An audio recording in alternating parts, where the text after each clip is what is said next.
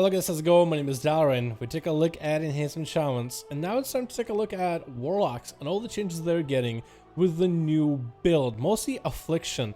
Surprised that Demonology and Destruction haven't been hit with any changes yet. I think those specs really need a little bit more focus into them, and I really should do a video on focus of specs and classes for Shadowlands, because some classes feel focused, like developers know exactly what they want, and others are kind of just hovering along until we're hoping to get some sort of a change. And Affliction Warlocks seem to be a little bit more in focus with this build. So I want to take a look at some of the changes Warlocks have gotten, but mostly Affliction. Take a look at some of the new stuff they maybe have lost as well.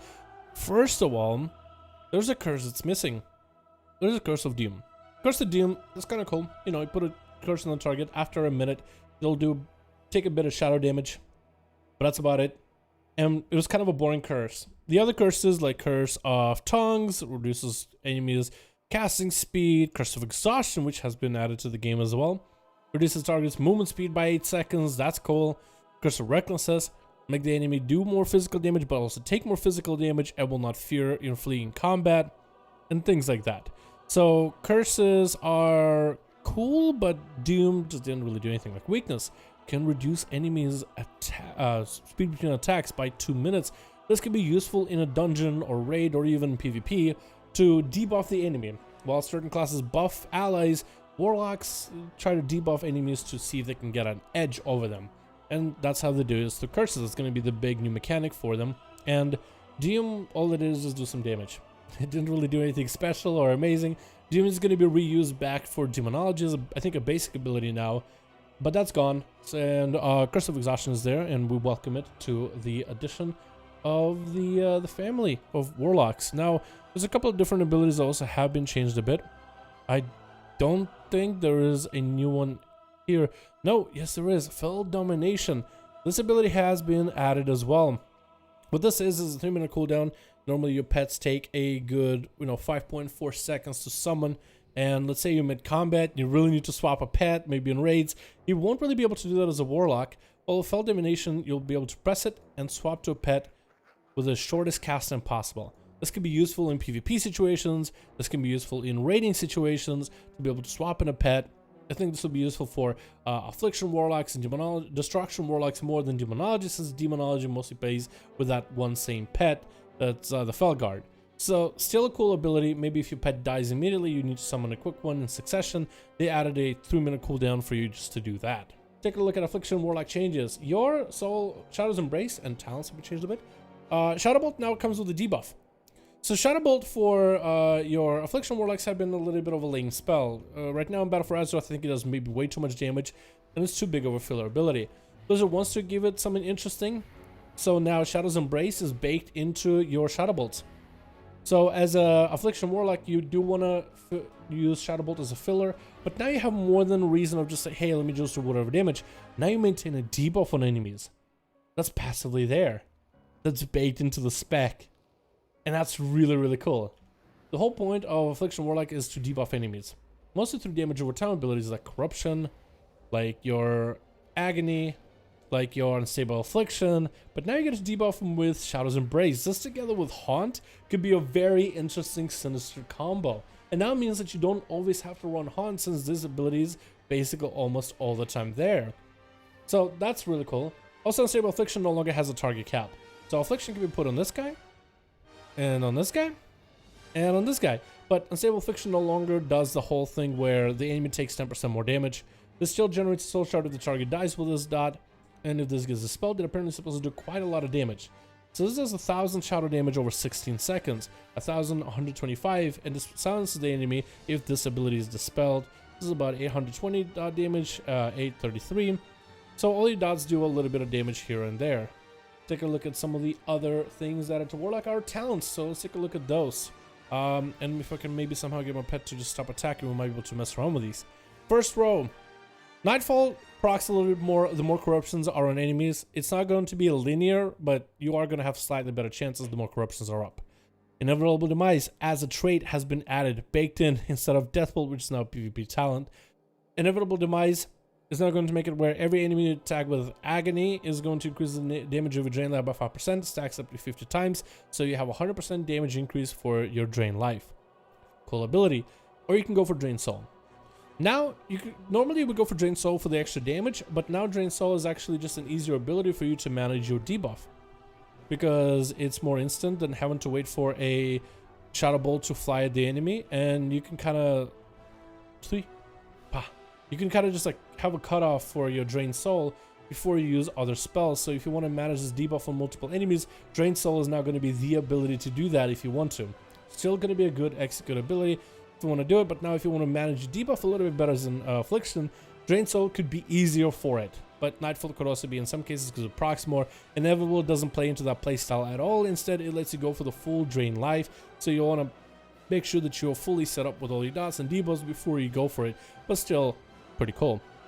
Level 25, Rise in Agony will make your, we'll actually pop a new corruption so it actually does fade away.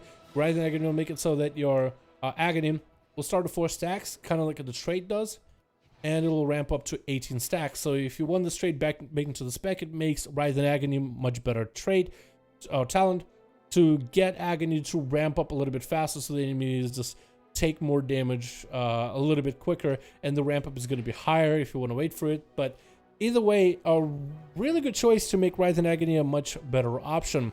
We have same thing here, Howl of Terror. Howl of Terror is going to be an interesting one. It is a 40-second cooldown. Let loose a terrifying howl, causing 5 enemies within 10 yards to flee in fear. Disorienting them for 20 seconds. Damage may cancel the effect. This ability has a cast. Oh, wrong one actually. Yeah, so it has a cast, and it has an AoE fear effect to it. And it's kind of cool. That's about all I can really say about Howl of Terror. This might be a useful ability when you're going up against pure melee classes. This can be interrupted, so it's not like instacast version of Howl of Terror from back in the day. But it is a cool ability regardless. Level 45, we have Haunt on the same row as Grimoire Sacrifice, nothing new here, but now we have Dark Caller. Getting rid of Haunt, but now you make your Summon Dark Glare a 2-minute cooldown instead of a 3-minute cooldown. Dark Glare is kind of like your big button ability, and if you want to play more with dots, Blizzard wanted to give you a toolkit for you to play with your damage over time. So now you can either sacrifice a pet to add extra dot that can explode in AoE-ish damage, I think, or maybe they removed that completely. Haunt to really just focus funnel all the extra damage on a singular enemy, or Dark Caller so you can use your Dark Glare more often. I feel like this row is a bit better balanced and will give actual meaningful options possibly. Of course, more balancing needs to be done for number tuning's sake, but I do like what they've done with this row here altogether. Some of the PvP changes we can take a look at, but the stuff doesn't fully work yet, or not like you can really test it on anybody, because sometimes alpha is filled. No, you know, everybody's in the Maltraxxus area. That would make sense why nobody will be in Bastion, but Deathbolt has been changed. It is now, will do 60% of the remaining dot damage, so now this ability really packs a punch. 1.45 second cast, so it's a pretty quick-ish cast. 45-second cooldown, and apparently it's supposed to be like this big ability that you see from a mile away. It's supposed to crawl at you very slowly, so that should look pretty cool. And then Soul Shadow has been changed so it not only removes your corruptions rather than all dots, which increases afterwards your haste, as well as does 10% of enemies' health in shadow damage. So might be an actually useful ability for Cleave with some burst potential for Warlock to set up after, where you don't lose all your dots all in a single go. But this is going to be the playstyle for your Warlock. You'll apply your dots as you normally would. You'll summon Dark Glare. I probably should have also used Phantom Singularity. And you'll, I think, want to set yourself up a 3 Shadow's Embrace before you really go in for the big damage here. Well, I use my Malefic Raptures to do quite a bit of bursty damage to a single enemy, which is quite good. I'll try to make sure to maintain my Shadow's Embrace as best as I can, so when I'm using my Malefic, I'm doing the most amount of damage. And that's going to be your loop for your Warlock. So now you Shadow Bolt to maintain a debuff, which is fine. You maintain your dots, and I guess you could go playstyle with your Rise in Agony if you wanted to for a little bit extra burst in there. So that is something you could also do. Let me see if I can actually try to make myself the most complex playstyle that I can with a bunch of debuffs to manage. So as a Warlock now, you could have a very bursty, very like bloated, lots of abilities working all at the same time playstyle as well. So for this playstyle, let's take Inevitable Demise.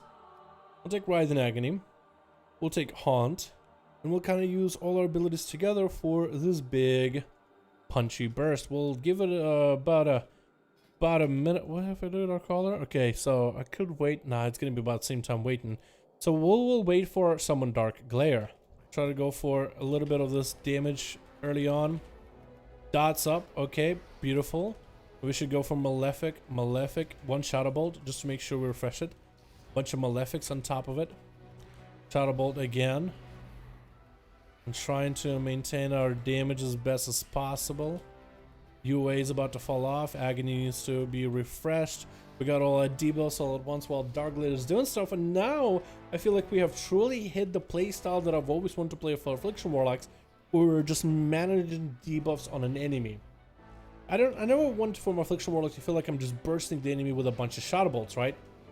That never really felt to me like the proper playstyle for Affliction.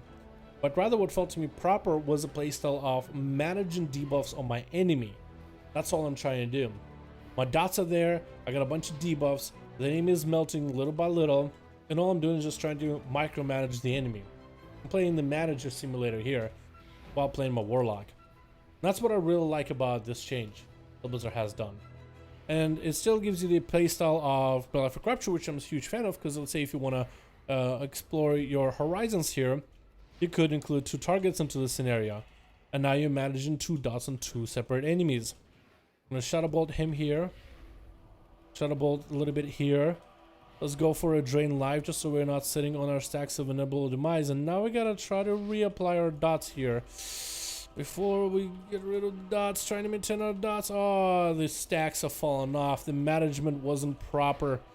We made a mistake, but we can come back. So now managing enemies and managing all those debuffs, I think it's going to be a little bit tougher. So this actually could be a different change to the Affliction Warlock, but maybe a better one.